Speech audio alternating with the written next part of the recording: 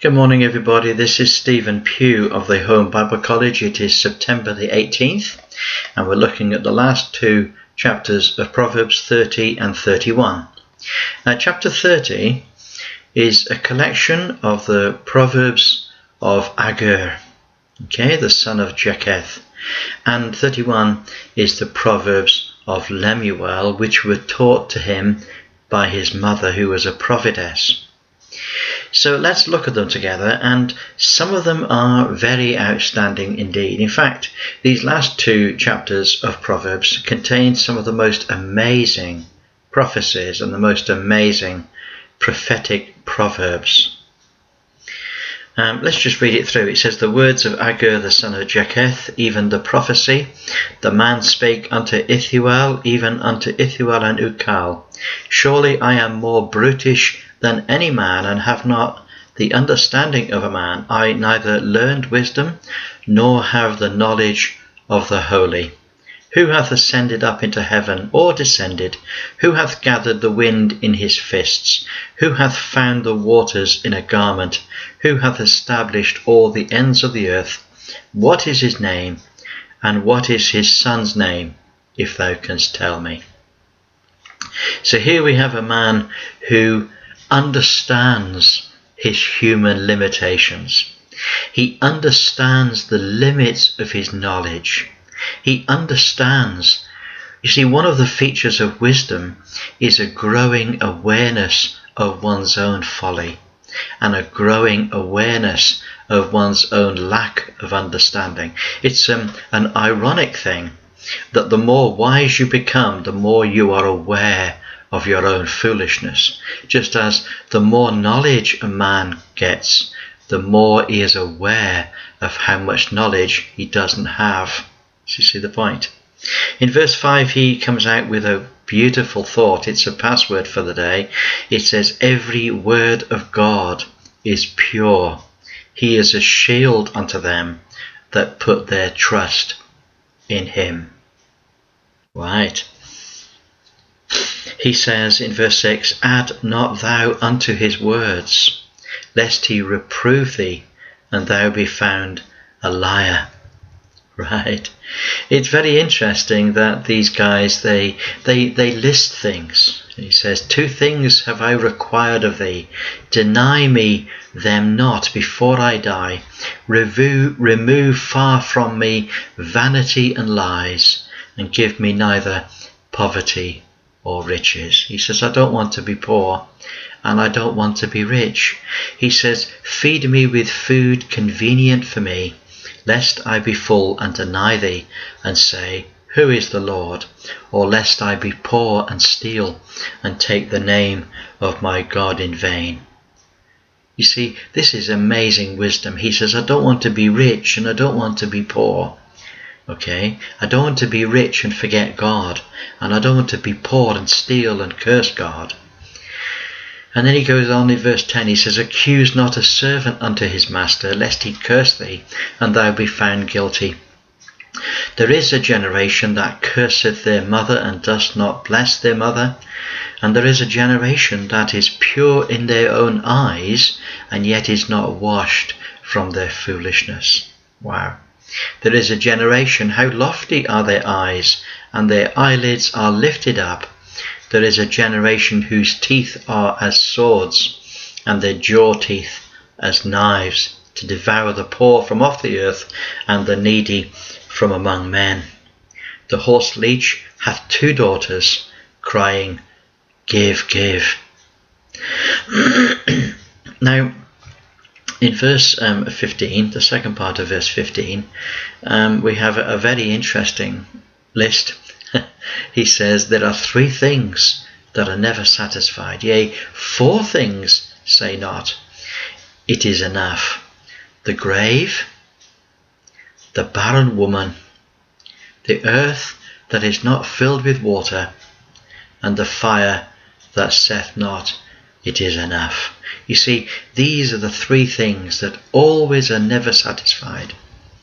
And then verse 17, "The eye that mocketh at his father, and despiseth to obey his mother, the ravens of the valley shall pick it out, and the young eagles shall eat it.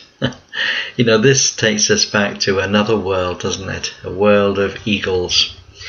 And then he says something in verse 18. Now, verse 18 and 19 has always been for me a favourite proverb. And sometimes I've even forgot where it was, but I knew that this was one of my favourite proverbs.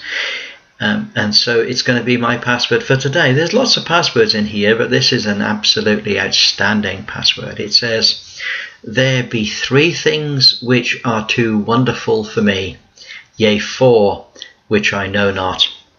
The way of an eagle in the air, the way of a serpent upon a rock, the way of a ship in the midst of the sea, and the way of a man with a maid. Wow.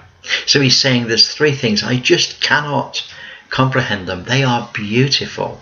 They are wonderful. When I see it, I stand in wonder. But I love the last one. The way of a man with a maid. How beautiful it is to see a man with a maid. And then he says, verse 20, such is the way of an adulterous woman. She eateth and wipeth her mouth and saith, I have done no wickedness. Wow.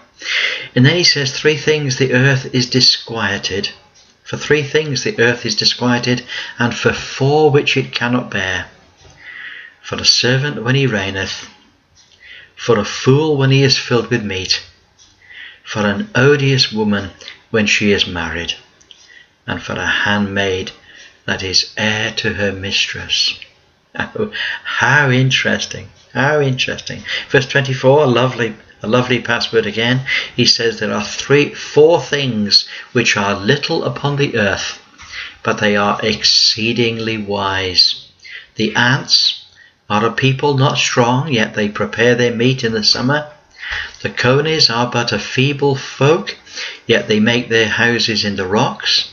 The locusts have no king, yet they go forth, all of them by bands. And the spider taketh hold with her hands, and is in the king's palaces. You know, this is just absolutely fascinating thing. Fascinating, isn't it? Then verse 29, there be 3 things which go well, yea, 4 are comely in going, a lion which is the strongest among beasts, and turneth not away for any, the greyhound, a he-goat also, and a king against whom there is no rising up. Wow. Now take a look at verse 33. There's a little story attached to this.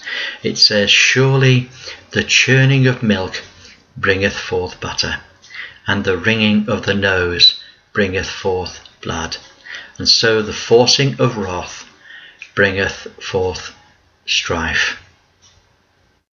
Now, what he's saying is this. He says, don't force anger. When you force anger, you create strife. You create strife just as surely as the churning of milk bringeth forth butter, and just as surely as the wringing of the nose bringeth forth blood. Now in Proverbs 31 we have the words of Lemuel, the prophecy that his mother taught him. So we're not quite sure where she got her prophecy from. Presumably she was a prophetess of the Lord. Take a look at verse 3. She says, give not thy strength unto women, nor thy days to that which destroyeth kings. Wow, what great advice from a mother to her son. She says, it is not for kings, O Lemuel, it is not for kings to drink wine, nor for princes strong drink, lest they drink and forget the law, and pervert the judgment of any of the afflicted. She says, give strong drink unto him that is ready to perish, and wine unto those that are of heavy hearts. Let him drink and forget his poverty, and remember his misery no more.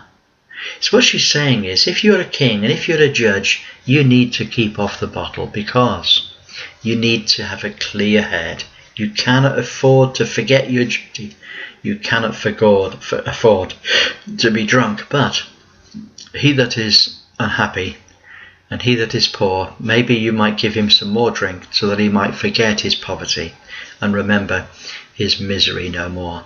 Verse 9, open thy mouth, judge righteously, and plead the cause of the poor and the needy. And then we have an interesting passage from verse 10 to the end, which is given by this dear lady, in which she is describing the virtuous woman. She says, who can find a virtuous woman? For her price is far above rubies. The heart of her husband doth safely trust in her, so that he shall have no need of spoil. She will do him good and not evil all the days of her life. She seeketh wool and flax, and worketh willingly with her hands. She is like the merchant ships. She bringeth her food from afar. She riseth also when it is yet night, and giveth meat to her husband, and a portion to her maidens. She considereth a field, and buyeth it, and with the fruit of her hands she plants a vineyard. She girdeth her loins with strength, and strengthened her arms. She perceiveth that her merchandise is good. Her candle goeth not out by night. She layeth her hands to the spindle, and her hands hold the distaff. She stretcheth out her hand to the poor, yea, she reacheth forth her hands to the needy. She is not afraid of the snow for her household, for all her household are clothed with scarlet. She maketh herself coverings of tapestry. Her clothing is silk and purple. What an interesting passage. Let's move on down. It says, strength and honour are her clothing, and she shall rejoice in time to come. And let's move on right the way down. Verse 30, favour is deceitful, and beauty is vain, but the woman that feareth the Lord, she shall be praised. Give her of the fruit of her hands, and let her own works praise her in the gates. Wow. So what a very interesting little set of advice for her son. She talks to him about the glory of a wife that fears the Lord. So there we are. We've come to the end of Proverbs. Proverbs has been an interesting and a challenging book. It's been packed full. It's like an encyclopedia of knowledge. And we've been reading it together over these days. And we're going to be going into Ecclesiastes tomorrow. So look forward to catching up with you then. So have a good day and talk to you tomorrow. Bye for now.